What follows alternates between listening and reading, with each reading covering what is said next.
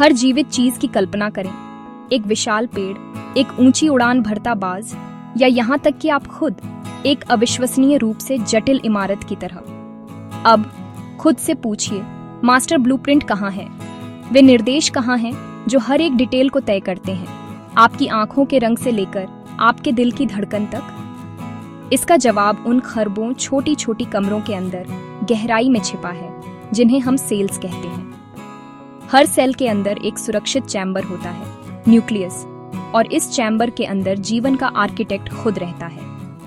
एक असाधारण मॉलिक्यूल जिसे डिओक्सीराइबोन्यूक्लिक एसिड या डीएनए कहते हैं। यह सिर्फ एक साधारण केमिकल नहीं है, यह एक व्यापक इंस्ट्रक्शन मैनुअल है, अल्टीमेट सोर्स कोड, जिसमें एक पूरे ऑर्गेनिज्म को बनाने और चलाने के लिए आवश्यक हर जानकारी होती है।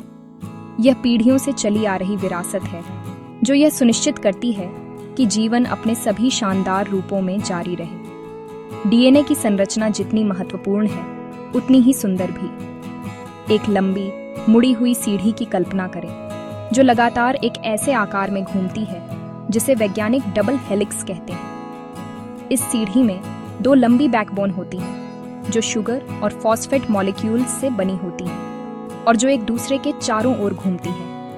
इन दो साइड्स को जोड़ने वाली सीढ़ियों के डंडे कहानी का सबसे महत्वपूर्ण हिस्सा है। ये डंडे 4 केमिकल बेस से बने होते हैं, जो एक बहुत ही खास तरीके से जोड़े जाते हैं। इन्हें एक सूक्ष्म वर्णमाला के 4 अक्षरों के रूप में सोचें: एडेनिन, थाइमिन, ग्वानिन और साइटोसिन।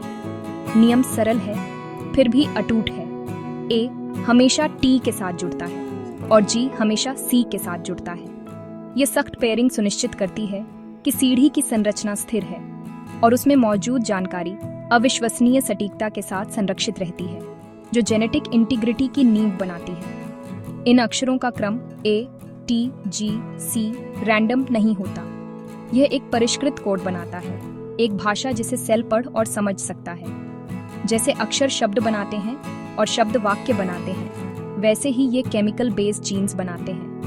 एक सिंगल जीन डीएनए का एक विशिष्ट हिस्सा होता है, जिसमें एक विशेष चीज, आमतौर पर एक प्रोटीन, बनाने के निर्देश होते हैं। आप इसे एक विशाल कुकबुक में एक सिंगल रेसिपी के रूप में सोच सकते हैं। एक जीन मेलेनिन, वह प्रोटीन जो आपकी त्वचा को उसका रंग देता है, के लिए रेसिपी रख सकता है, जबकि दूसरा हीमोग्लोबिन, वह प्रोटीन जो आपके रक्त में ऑक्सीजन ले जाता है, के लिए निर्देश रख सकता है।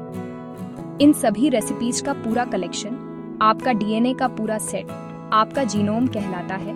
हर सेल के अंदर बंद जीवन के रहस्यों की एक लाइब्रेरी। डीएनए का सबसे गहरा कार्य इसकी कॉपी होने और एक पीढ़ी से दूसरी पीढ़ी में जाने की क्षमता है। जब एक सेल डिवाइड होता है, तो वह पहले अपनी पूरी डीएनए लाइब्रेरी की एक परफेक्ट कॉपी बनाता है। यह प्रक्रिया, जिसे रेप्लिकेशन कहते हैं, यह सुनिश्चित करती है कि हर नए सेल को निर्देशों का एक समान सेट मिले। इस तरह जीवन खुद को कायम रखता है। आपको अपना आधा डीएनए अपनी माँ से और आधा अपने पिता से मिला है।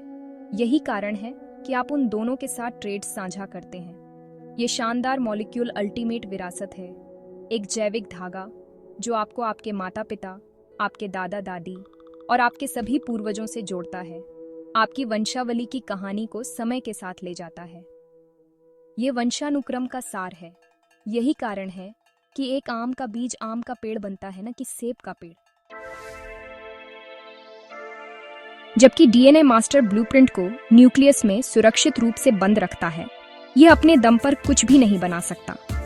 ये एक अमूल्य, प्राचीन रेसिपी की किताब की तरह है, जो लाइब्रेरी के विशेष संग्रह कक्ष से बाहर निकालने के लिए बहुत कीमती है। वास्तव में एक डिश पकाने के लिए किसी को लाइब्रेरी में जाना होगा, सावधानी से एक सिंगल रेसिपी को नोटपैड पर कॉपी करना होगा और उस कॉपी को किचन में ले जाना होगा। सेल की दुनिया में ट्रांसक्राइबर और मैसेंजर की यह महत्वपूर्ण भूमिका एक और उल्लेखनीय मॉलिक्यूल द्वारा निभाई जाती है, राइबोन्यूक्लिक एसिड या आरएनए। आरएनए डीएनए का एक करीबी रिश्तेदार है, लेकिन इसमें कुछ मुख्य अंतर है।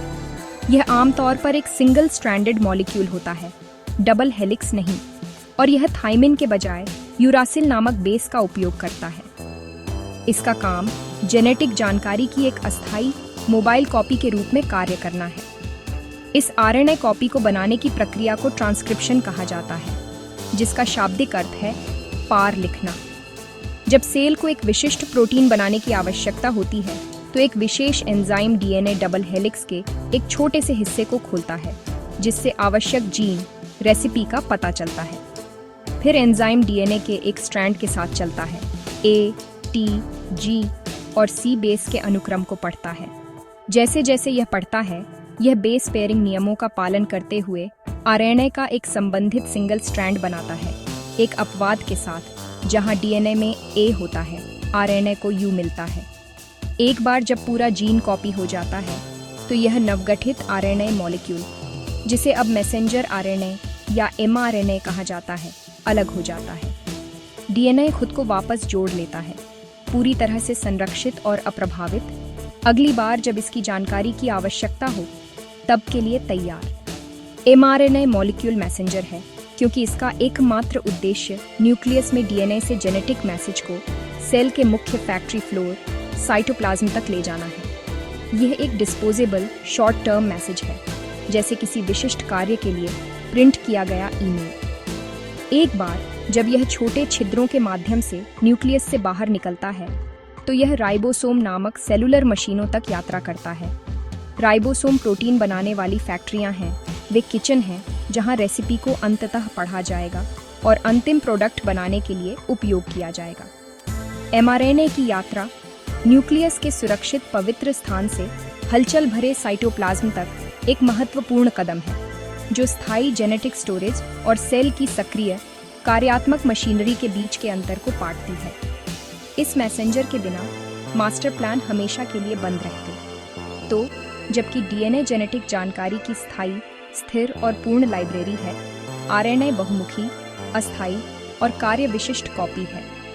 डीएनए मास्टर आर्किटेक्ट की योजना है, जिसे सुरक्षित रूप से संग्रहीत और संरक्षित किया जाता है। आरएनए ठेकेदार का कार्यशील ब्लूप्रिंट है, जिसका उपयोग साइट पर इमारत के एक विशिष्ट हिस्से के निर्माण को निर्देशित करने के लिए किया जाता है। श्रम का यह विभाजन अविश्वसनीय रूप से कुशल और सुरक्षित है। यह सुनिश्चित करता है कि मूल अमूल्य डीएनए साइटोप्लाज्म के खतरनाक रासायनिक वातावरण से सुरक्षित रहे, जिससे नुकसान का जोखिम कम हो। सेल हजारों विभिन्न आरएनए मॉलिक्यूल का उत्पादन करता है। प्रत्येक एक अलग जीन की कॉपी है, जिससे यह एक साथ कई प्रकार के कार्य कर सकता है। सभी डीएनए के केंद्रीय कमांड पर आधारित होते हैं। एक बार जब मैसेंजर आरएनए साइटोप्लाज्म में एक राइबोसोम पर पहुंच जाता है, तो हमारी यात्रा का अगला चरण, जिसे ट्रांसलेशन के रूप में जाना जाता है, शुरू होता है। राइबोसोम खुद प्रोटीन और एक अन्य प्रकार के आरएनए, जिसे राइबोसोमल आरएनए कहते हैं, से बनी एक जटिल मशीन है। आरआरएनए राइबोसोम का संरचनात्मक कोर है। यह एमआरएनए को अपनी जगह पर रखने में मदद करता है और प्रोटीन बनाने के लिए आवश्यक रासायनिक प्रतिक्रियाओं को उत्प्रेरित करता है। राइबोसोम को हेड शेफ और आरआरएनए को किचन की संरचना के रूप में सोचें, जो कार्यस्थल और उपकरण प्रदान करता है। राइबोसोम एमआरएनए स्ट्रैंड पर कसकर पकड़ लेता है और अपने बेस के क्रम को पढ़ना शुरू कर देता है, एक एक करके नहीं, बल्कि 3-3 के समूह में। प्रत्येक 3 अक्षर वाला शब्द, जिसे कोडियन कहा जाता है, एक विशेष अमीनो एसिड को निर्दिष्ट करता है, जो प्रोटीन का बिल्डिंग ब्लॉक है। यहीं पर तीसरे प्रकार का आरएनए, ट्रांसफर आरएनए, दृश्य में प्रवेश करता है। प्रत्येक टीआरएनए मॉलिक्यूल एक विशेष डिलीवरी ट्रक की तरह होता है।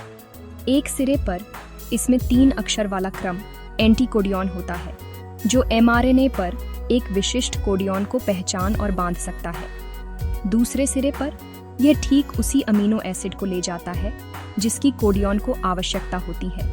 उदाहरण के लिए, यदि राइबोसोम एमआरएनए कोडियन एयूजी को पढ़ता है, तो एंटीकोडियन यूएससी वाला एक विशिष्ट टीआरएनए मॉलिक्यूल आएगा, जिसमें अमीनो एसिड मेथियोनिन होगा।